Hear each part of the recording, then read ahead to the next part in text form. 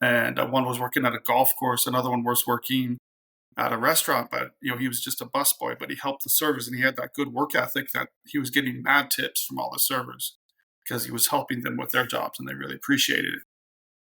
And it's just that work ethic and knowing where you can put your effort in and actually get a bigger reward. I think that's the start of an entrepreneurial spirit too.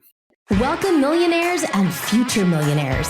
You're listening to the Millionaires Unveiled podcast, a show where you'll hear the stories and interviews of everyday millionaires. We'll unveil their decisions, their strategies, and their portfolio allocation.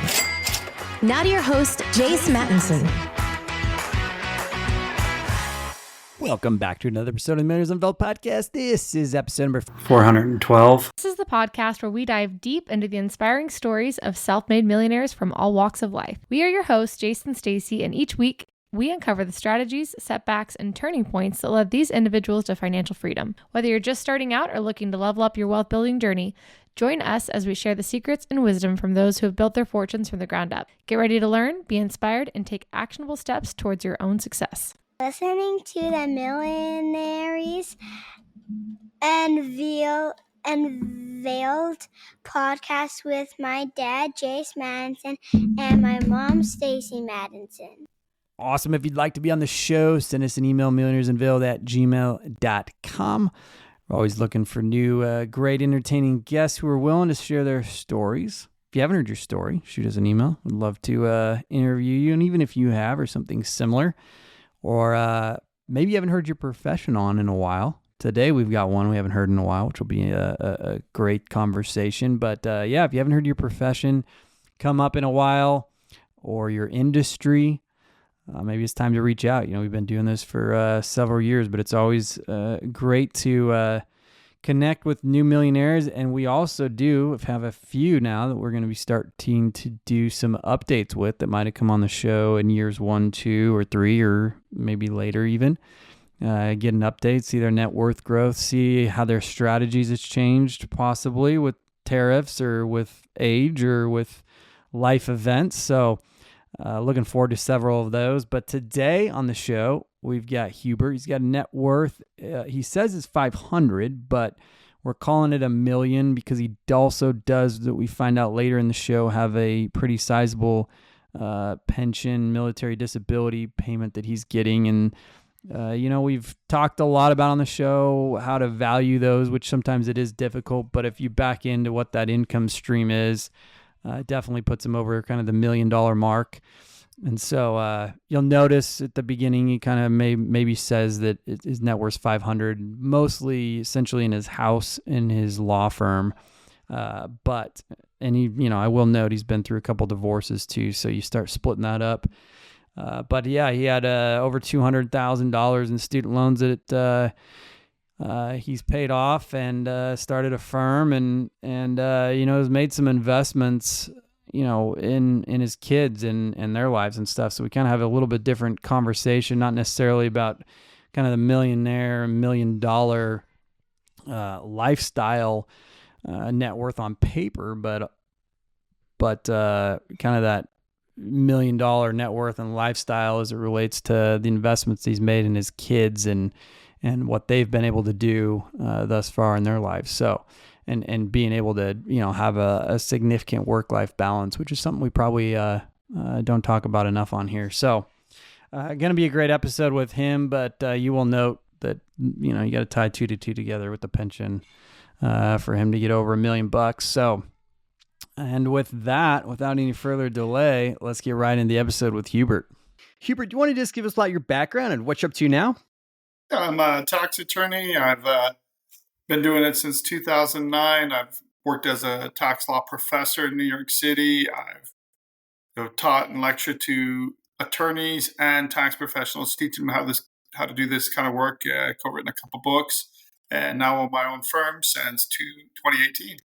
Nice. What a quick journey there you gave us in a short stint there of almost 20 years. I can't wait to get into the details, as we were talking before the show, and you've got quite a history and unique story. But before we do, what's your net worth today? My net worth, I would say around 500. And that's before the valuation of your law firm or after valuation of your law firm? Probably with it. Okay. And how is that broken up in your mind? I'd say, again, most of my time and effort goes into the law firm building it. It's kind of hard to put a good evaluation on that. But again, it's something I've been building on since 2018. We have a good reputation. We're number one here in Tucson, where we're located. So we've really worked hard with our staff and with the marketing companies that we work with to build our brand and to do it right. That's awesome. So you've got, I mean, it's hard to really put a value on a business, especially a law firm like that. You got client lists, you've got whatever, all the things that come with it. Do you have any other assets outside of what that business could be worth or maybe worth if you were to go sell it? Yeah, my home. I've got a beautiful home. It's fully landscaped, pool, in-ground pool, gazebo, outdoor, huge outdoor shed that my kids have taken over as their man cave, and I just love where I live and really enjoy it. So a little bit of home equity. Do you have any investments in other real estate or in the market or crypto or anything else? Not currently. Okay, so in the house and in the law firm, I love it. So let's back up here and kind of get in the weeds. Talk to us a little bit about where you started. I know we talked a little bit before the show, dating back to the early days of Hubert. Graduate high school. Take us on the little journey from high school going forward here a little bit. Well, I went straight in the Navy less than a week after high school, graduating, and I just want to go see the world and get some college money and serve my country. So there was all of that. My older brother was in the Marine Corps, and he used to try to make fun of me for being in the Navy. And he went to 29 Palms in the middle of the Mojave Desert for 3 years. So I used to laugh at him. And the first year in the Navy, I went to Europe. Went through all of Southern Europe and saw amazing things. And I got hurt in the Navy though, so I'm actually a disabled vet. And that's it's kind of been a thorn on my side, but it's still glad I served. And again, I share that with my kids. I've got 5 kids, and after I left the Navy and was medically discharged, I went on a 2-year mission to Peru for the Church of Jesus Christ of Latter-day Saints, and that's where I learned Spanish. Came back, married my wife, and life is just it throws curveballs at most people, and it's just fun. So thank you for your service, by the way, in the Navy. That's very honorable of you. So you meet your wife. Start kind of giving us the history. I mean, how did you march to becoming a lawyer at this point in your life?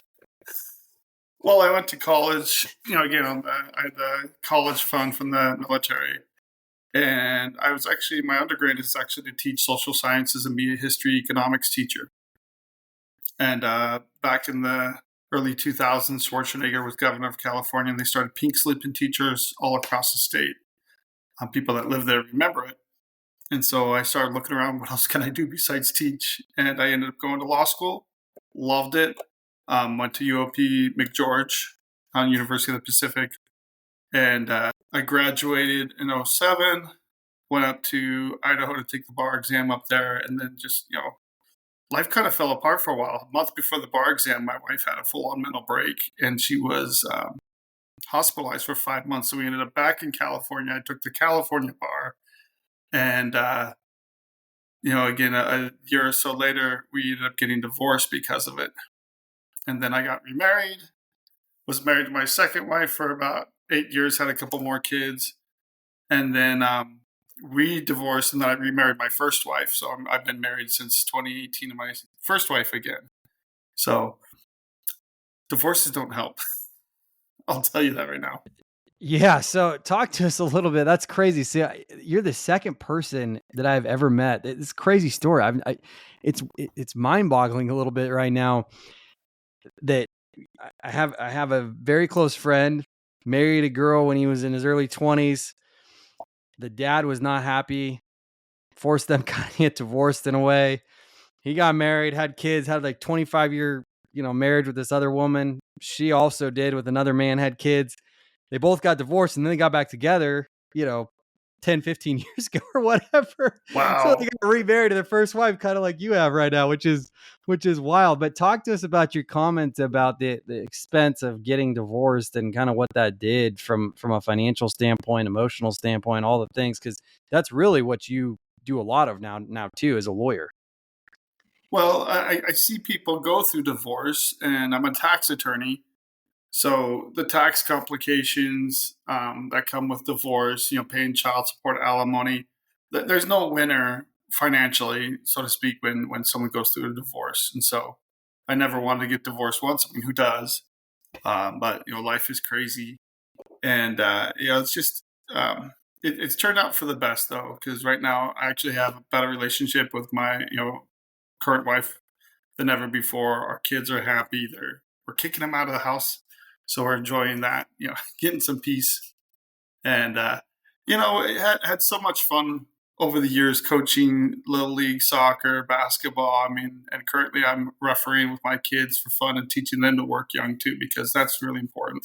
Talk to us a little bit about kind of the navigation that you've been on with your career, because you've done quite a few different things since graduating law school that I feel like is pretty unique in kind of what you've built up to now have your own firm.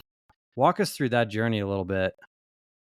Sure. So when I graduated in '07, again, moved up to Idaho. We had family up there. And I, took the bar exam, ended up going back to California, ended up back in Idaho a year later with my first job as an attorney, as a prosecutor. Loved being a prosecutor.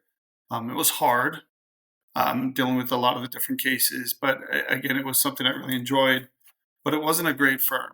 Again, I took on a big caseload and didn't get any recognition at all. And they actually told me I was going to be let go, but then they didn't have anybody else for 2 to 3 months. And I ended up handling the entire, what was two attorneys' caseloads for 2 to 3 months, and they still weren't interested in keeping me. And so I moved on to bigger and better things and just happened to fall into tax law. Got really good at it. And I ended up having plenty of opportunities over the years. I've started a couple firms for other people. One firm was in New York City, and they had me move out there, and I was teaching at Baruch College in part of the CUNY system in New York. And so that was a blast. Co-wrote a couple books over the years on the topic, teaching other people how to resolve taxes and deal with the IRS. And since then, I've done trainings and lectures. I just recently spoke at a local county bar association doing continuing legal education for attorneys, and I've done a couple of those.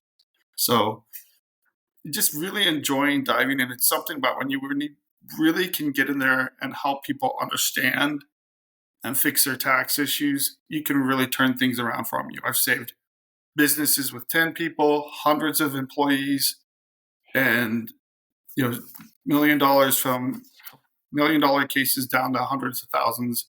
It can make such a huge difference for people when you take care of their tax issues. Yeah, for sure. So teaching to starting multiple firms, whatever, and then your own firm, why move in that direction a few years ago into launching your own firm? And talk to us a little bit about the startup journey, because you've kind of poured, as we discussed before the show, your heart and soul, all your kind of financial wherewithal back into growing and building up the firm. You get tired of working for other people and not doing it, I would say, the right way, quote unquote. I learned a lot working at different firms, saw what I liked, what I didn't like. And there's plenty of things that I've copied from other firms or something they focused on, and I try to do that in my firm. But the last company I worked for, I just wasn't gelling anymore with my immediate boss, who, we were friends and we're still friends. But at the time, it just wasn't working. She wanted to go a certain way with the company, and um, I'm a little more down to earth, I would say, where, again, if I don't feel like I'm doing right by the client or trying to do the right by the client, I'm not overly happy myself. So it was kind of a mutual parting. And when I left, I wanted to have something to go off of. So I was looking for, and kind of had some things fall in my lap where here are some opportunities, and you think it's a great time. And there's always something that happens. I launched my company in November of 2018. And if you remember January um, of that year, we had the longest budget shutdown of the government. And when the IRS is shut down, people don't want to hire IRS tax attorneys. So it went for like, it was Imagine something that, like right? 50, 60 days. It was some long period. I'm like, are you kidding me? I just started this thing. But I've done a lot of in-person networking. BNI, in particular, Business Networking International, has been a huge help to me and my company. And we've had a representative, either me or someone else, representing us pretty much since 2018. And looking for plenty of ways to reach out and connect with people, volunteering in the community. There's a lot of great organizations and great people that you can meet by being involved and connecting. When you graduated law school, did you have quite a bit of debt? Oh, yeah. How big was that Yeah. hole you had to dig out of? About $220,000. Wow. I graduated from undergrad with only $5,000 in debt, and I took that out my last semester thinking I wanted all the cheap money I could for going into law school. So yeah, that law school is where all my student loan debt came from. And how long did it take to kind of recoup and pay that back? Still finishing it off, but I'm thinking I'll be done in the next 5 to 7 years. So call it a 20, 25 year payback kind of situation. Pretty much. Wow. And it's always fun. You have kids. The housing has just continued to climb across the country. A lot of people out there are still struggling, and it's something to be mindful because we see people struggling day in and day out with just the financial burdens people are facing. Working with a lot of clients that go through divorces like yourself and just different situations. I mean, curious for our listeners, any kind of pointed advice that you kind of would offer up from the seat that you've been in? We haven't really, I can't think of any tax attorneys we've had on the show ever, let alone those that have experienced divorce themselves and also have kind of seen a first row seat, just because that is one of the biggest kind of derailers that you read about from a financial standpoint, that can occur in people's lives. Dividing up 2 million into one or one into half, can and you've gone through that twice now. So I'd love to kind of hear your perspective, and any advice that you could kind of offer up from the seat that you've been in around that topic. Yeah, absolutely. Number one, first big piece of advice. The family law attorneys and judges usually don't know squat about tax law. I can't tell you how many times they put into a marriage settlement agreement, 50-50, or this person will take charge of the tax debt. And you know what the IRS, how much they care about those marriage settlement agreements? If you sign that tax return as a married filing joint, you're both on the hook for the full amount, and the IRS will go after both parties for the full amount. They don't care who has the money, who had the business and didn't pay taxes. They'll let you go after the other person and try to squeeze blood out of a stone. But go in thinking you're going to be on the hook for those taxes unless they're paid off, or you set up an arrangement where either you get in a hardship status or you do an offer of compromise. But if you do that, the other party is going to be on the hook for it. So I have a case right now out of Florida where I'm negotiating between the parties. One party reached out to me, and I said, "Hey, be careful what's in there." And her divorce attorney actually has a good idea, and I had a good chat with them, and they're trying to make sure to get both parties on there, because if they don't do it right, they're going to lose $600,000 in assets due to IRS tax liens. But if they do it right, they can keep those assets and then actually have something to divide between them. But they'll have to prolong things out about 6 years, 5 to 6 years. Wow. So let's shift gears here and talk a little bit about, Hubert's future. do you have aspirations, to grow this firm to a certain level, to, take chips off the table, put money in the bank, or is it just growth, growth, growth, growth, growth, over time, to get to that millionaire status and beyond? I've always had the mindset, and this is just me. Um, I've sacrificed a lot in my career for my family. So if it was showing up at 4 o'clock to manage a baseball team or coach soccer, I've always tried to have that. So with my firm, especially my employees, I try to make sure that they have a decent work-life balance. Um, I've got championship trophies. I've got all kinds of memories with my kids, and they talk about it. So that's been a big focus for me, is making sure you have it. But at the same on the same in the same vein, I have great staff that stays with me because of that work life balance.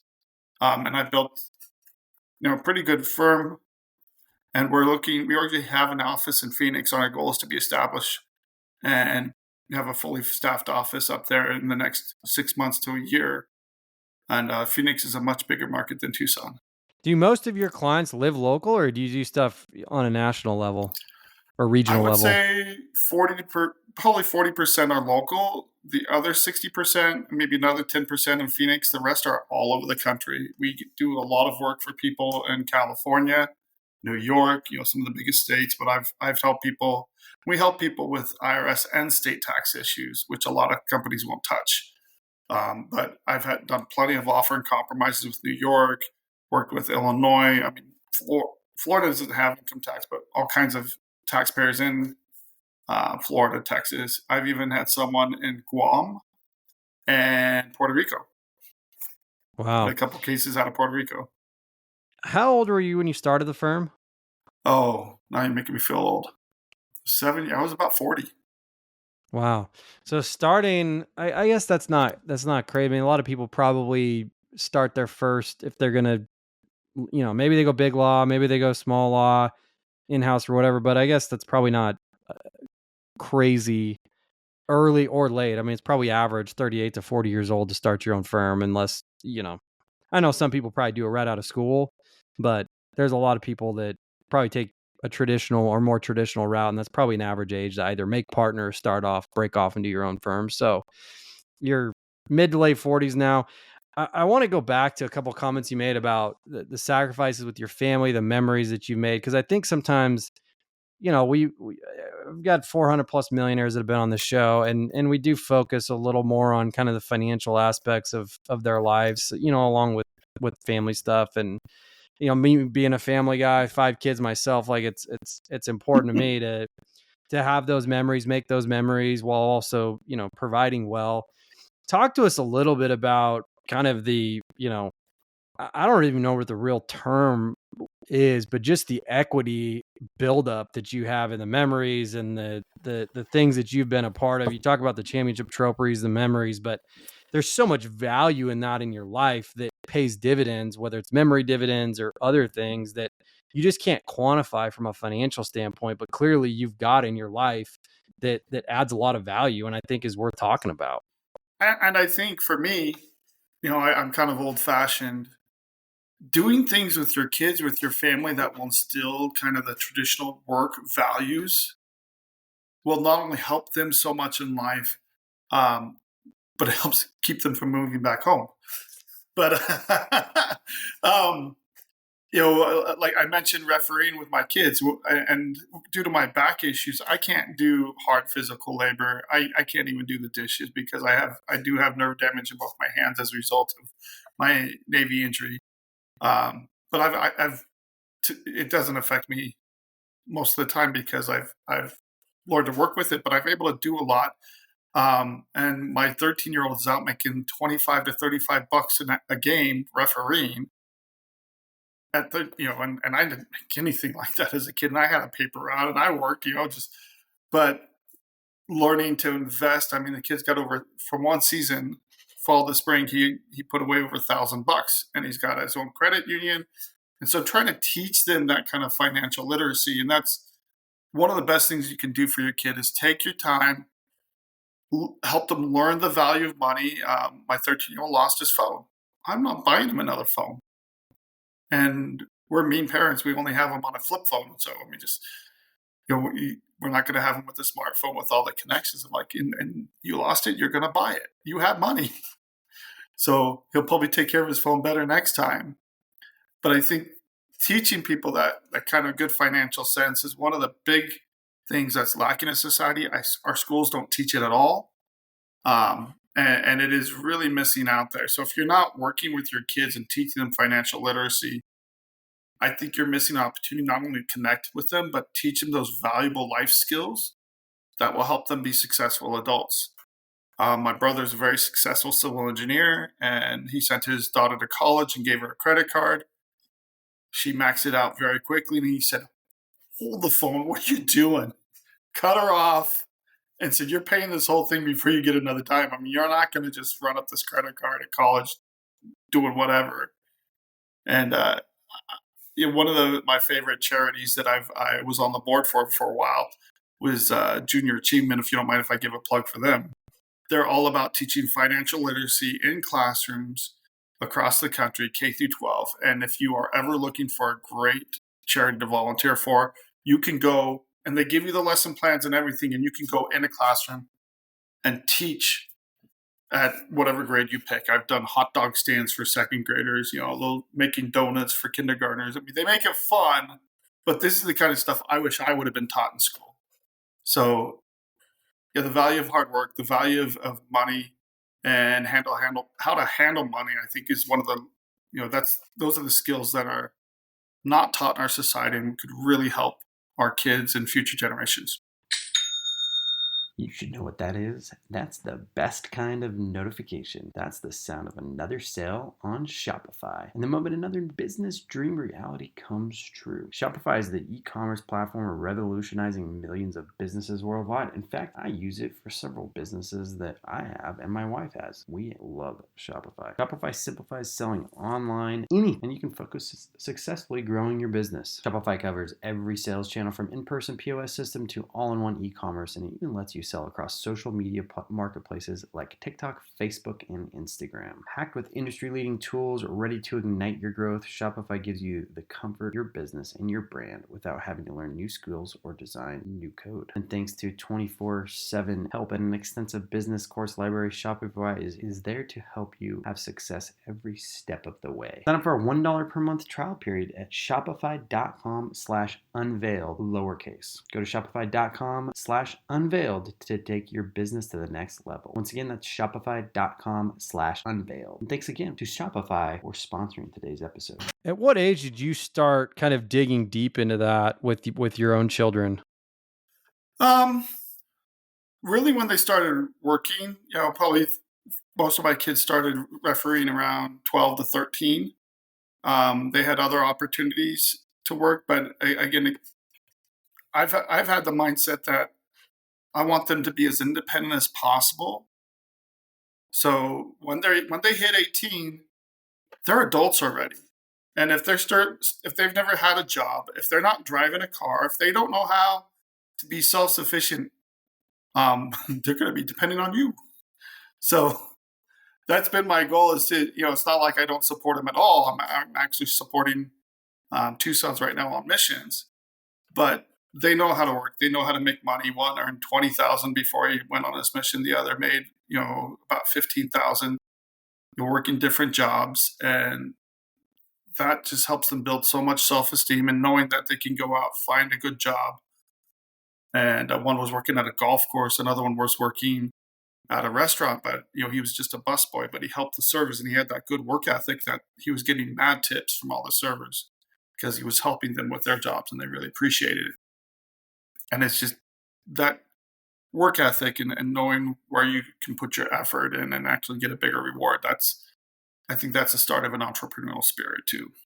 Do you have any personal financial goals in terms of net worth or a number that you may say, hey, I'm done being a lawyer down the road, or that too far off down the road for you to think about now? I don't want to be one of these attorneys working at 70, 80. I saw one attorney working as a prosecutor who was in his 90s still and still practicing. Yeah, and all the other attorneys were super nice to him because he was one of these relics. And bar numbers go by who gets a bar number. It goes by whoever gets admitted to the bar, and the numbers just keep increasing. My number in Idaho was 2,114. This guy had a bar number below 100. Wow. That's how long he had been around. And it Wow. was just like, guy, go retire, please. And so I'll probably work till I'm around 60, 55, 60, in the next 10 years, less than that. Fingers crossed I'll have all my kids out of the house and self-sufficient. But, that'd be a good time. My son, one of me wants to come back and he wants to take over my law firm. That's what he keeps telling me. I'm like, I'll sell it to you. So we'll figure out where that goes. But no, he's very interested in going to law school right now. But he'll be going to BYU. He's already been accepted there when it gets done with his mission in a year. Cool. Is it about getting the kids out? Is that kind of the mindset when you think you retire? Or is there a number that you feel comfortable with, or you'll kind of cross that bridge when it gets to it? But getting the kids out and on self-sufficient is number one priority. Well, I think that's how you build generational wealth. You teach them the tools, you give them the tools, you see them succeed. And there's so many ways to succeed today. It's not just college. I bet you've had plenty of millionaires that didn't even go to college. So, I mean, Yeah, it's for just sure.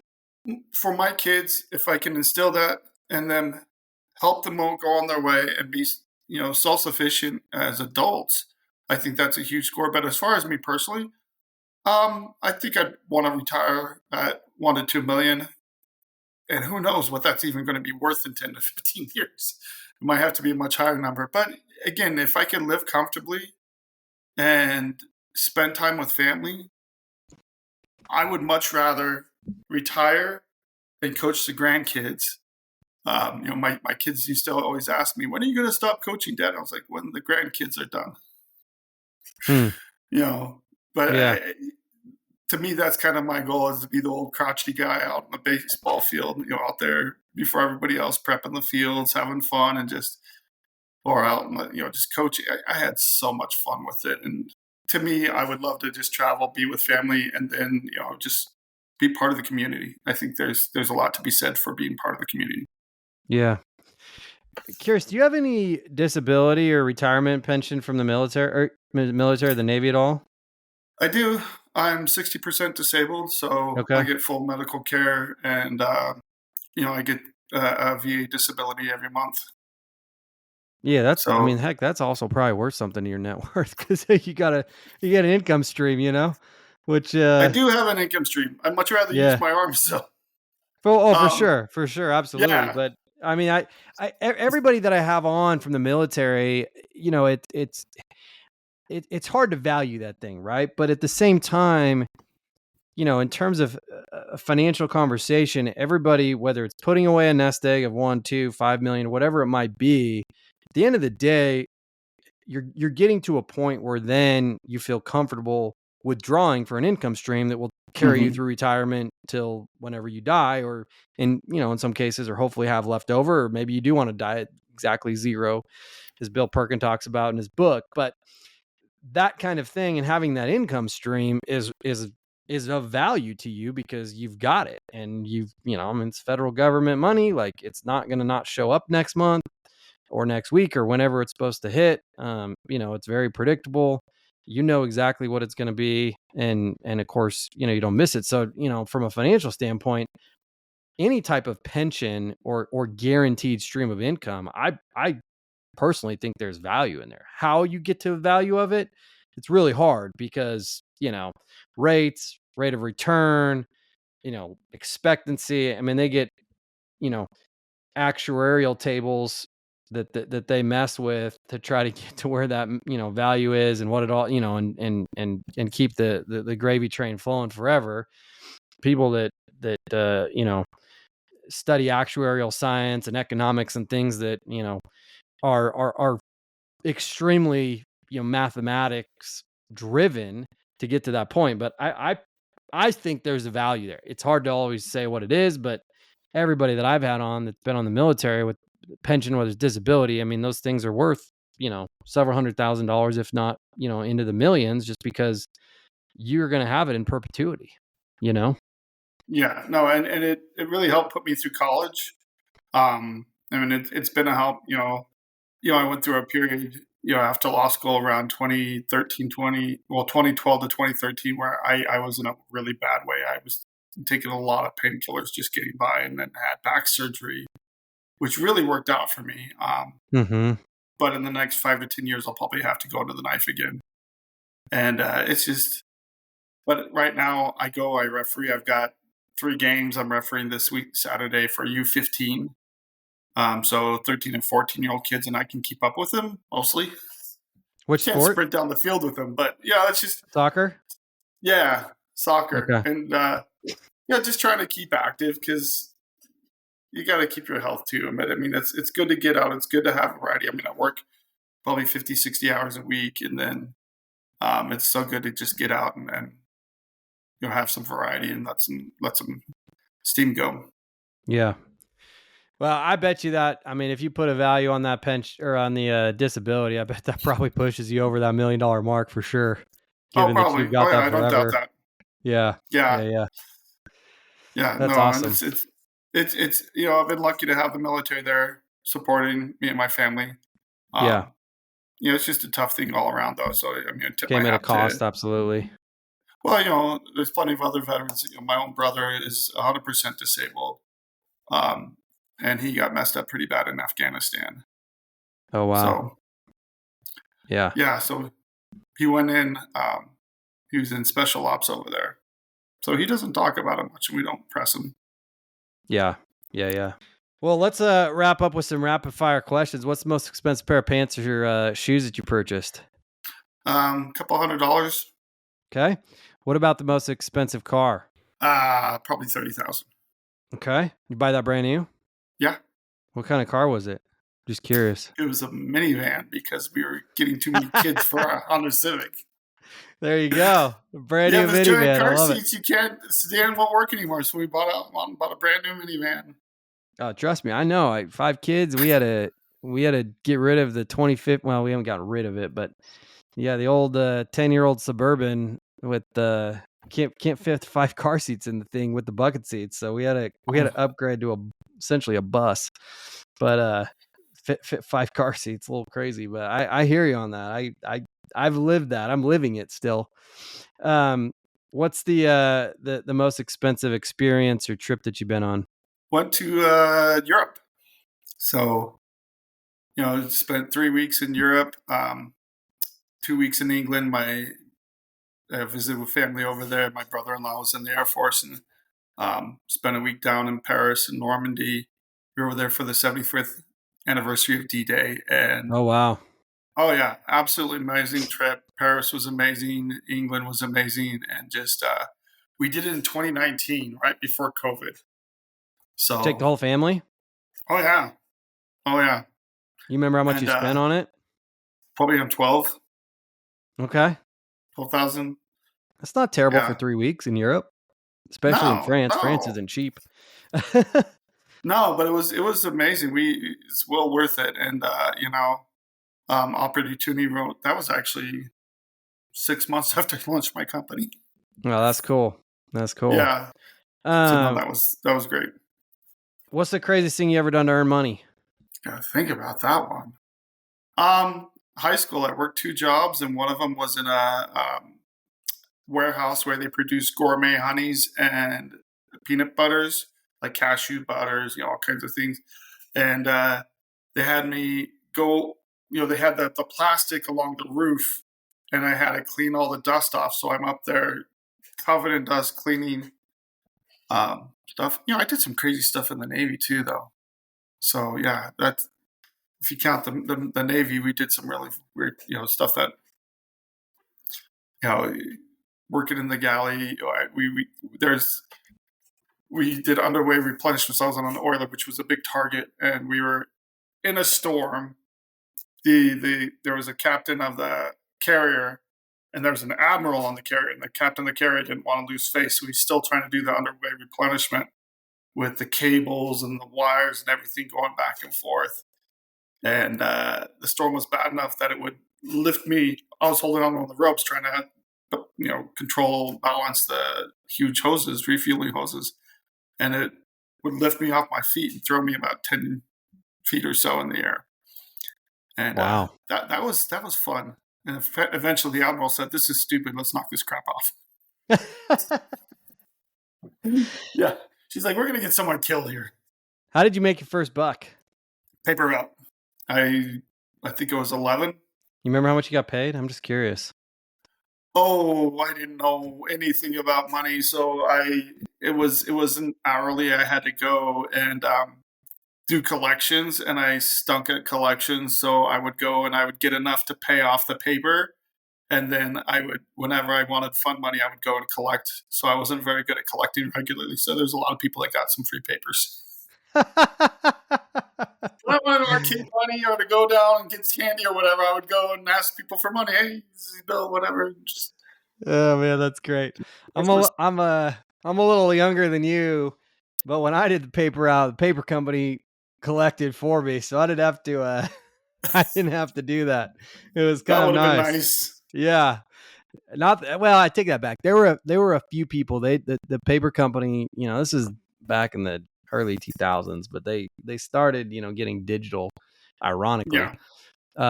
Payments at that time, and they let most people adopt it if they wanted, but I still had a handful of those cash customers. And there was one guy, I remember, he used to always, first day of the month, he used to always put his little whatever $30 or whatever inside of his paper carrier. And I always got bothered because I had to walk up. I used to be able to huck these things from the sidewalk. I got pretty good throwing them up onto the porches and everything. And this one, my first month, I'm like, I gotta walk the 25 steps up to that guy's door to get the money to put in the pocket and make sure we get paid. And there's like 3 or 4 other people on the route like that, but most of them started paying digitally, and the paper company would pay me after. So, but I can imagine trying to collect and making sure they were all home. And yeah, it's not an easy job. 89 to 90 when I did that. So yeah, there you go. Nothing was digital yet. What's the dumbest thing you ever wasted money on? Oh, getting married twice, getting divorced twice. Yeah, they say what divorces or marriage is grand and divorce is $100,000 or whatever the saying goes. Those would be my biggest financial mistakes. Dumbest thing I ever spent money on. I bought a timeshare with my wife when we were first married. Okay. Yeah, I hadn't learned to tell her no yet. So you're newly married, anything she wants. He's like, okay, honey. And I was going to school at the time. I had no business buying a timeshare whatsoever. We got rid of it, but it was where was the timeshare? Tahoe. Okay, all right. Yeah, South Lake Tahoe. Beautiful. Yeah, there you go. We enjoyed visiting it, but again, the maintenance fees started catching up to us, and the more kids we had, the more I was, again, working through college and all that. And that was a pretty dumb decision. How much do you think the divorces cost? Just curious. You have any idea number wise? Well, if you add in alimony and child support, yeah, I would easily say probably 100 to 200,000 each. Yeah. So you're easily possibly up to 400 plus. Yeah. $250,000 to 400. Wow. What's something you spent way too much money on but you don't regret? Sports. And I'm talking about my kids' sports. Yeah. But oh my gosh, all the equipment, I used to have so much sporting equipment. I've lost more stuff than I've had, but I was always the kind of coach where I wanted to have as many different stations and activities for the kids. If you were bored at my practice, it's because you were just sitting around and you weren't participating. I would get as many parents involved, but I had all kinds of different ways to teach kids to hit, to pitch. I would teach them to slide, and all that. Especially baseball, it costs a lot of money to outfit a family. And at one point, my second wife, we had 6 kids playing at a time. We did the Brady Bunch plus 2, so we had 8 kids all together. Oh my. Yeah, and outfitting a crew like that was expensive. We had some amazing leagues and communities where they're like, okay, well, they would cap it for a family or something like that. But I did a lot of coaching and was on boards for soccer and baseball just to help out and because we did have a lot of kids playing. But yeah, I spent a lot of equipment on sports equipment. Okay. What's a closely held belief that you once had that you recently changed your mind on? I don't know if I changed my mind on this, but I think I've come to appreciate it more. And working with other, our best business comes from referrals with other professionals in many different industries, and having grace for others. Especially tax professionals, they get busy, they get slammed. We've overwhelmed quite a few CPAs just by referring so much work to them. But then we get their tax resolution work back from them. But having a measure of grace for people, even our clients, I think has, I don't know if it's been like a turning point, but that's something I've really learned as an owner. And, and it comes to a point, there's times where I'm like, you're not getting your crap in, you're not doing your stuff. We have to move on because you can't take losses. But I think that's one thing, having grace for others, especially in a business sense, is something that I've really developed over the last few years. On a scale of 1 to 10, how much do you love your profession? I love what I do. Don't get me wrong. I love helping people out. I hate the IRS.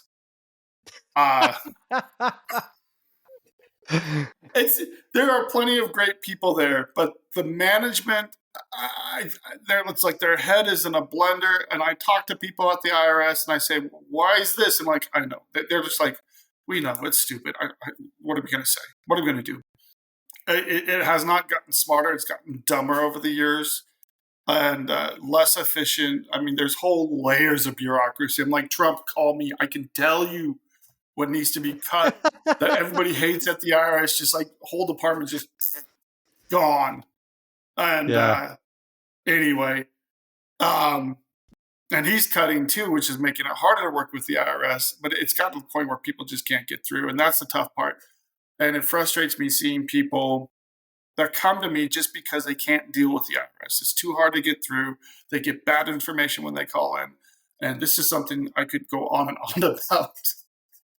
But let me finish on a positive note. True story, this gal owed about $750,000. And some other tax attorney had screwed up her case to the point where they took it to tax court, and then it ended up in federal district court with the DOJ, Department of Justice. And we had negotiated with the DOJ to get them to kind of shelve her case, freeze it for a few years, leave her alone. And I went back to the IRS once we did that to see what happened to the other $500,000. It had all hit its time limit of 10 years plus the extension. I mean, it had been extended for almost 20 years due to all the DOJ cases and all that. But once the DOJ case went on hold, the $500,000 still with the IRS expired and went away. So I called her up and to give her the great news. And she got mad at me. So I was like, what's going on? And she was just like, there's no way as my attorney that you're going to prank me. I've already been pranked today. It happened to be April 1st. She's like, there's no way you're going to do this to me. So I said, check your inbox. I had already downloaded the transcripts, highlighted where it said that it was expired. I said, check your inbox. The proof is already there in your inbox. I'm not pulling a prank on you. And when she realized it was real, yeah, then it turned to tears. Wow. I love that story, though. That's one of my favorite stories. Yeah. That's great. Any last words of advice for somebody who's just starting out on their journey? Get a mentor. Reach out to other people. Again, I don't think anybody has success on their own without input and advice from people that have been there or been where you've been. I mean, there's business coaches. There's plenty of other people where you can get good advice that can save you from a lot of heartache. And that's one thing, like with tax advice, I tell people, call us. If we're not the right people, we can refer you to the right people. But I can't tell you how many times people have called us and we've saved them so much money. But yeah, get good advice, look for help. Don't try to do it on your own. without getting a mentor or someone to kind of guide you through and help avoid a lot of pain. Awesome. That's Hubert with a net worth of $500,000 plus his disability from the military. Thank you again for your service. Thanks for coming on the show today. My pleasure.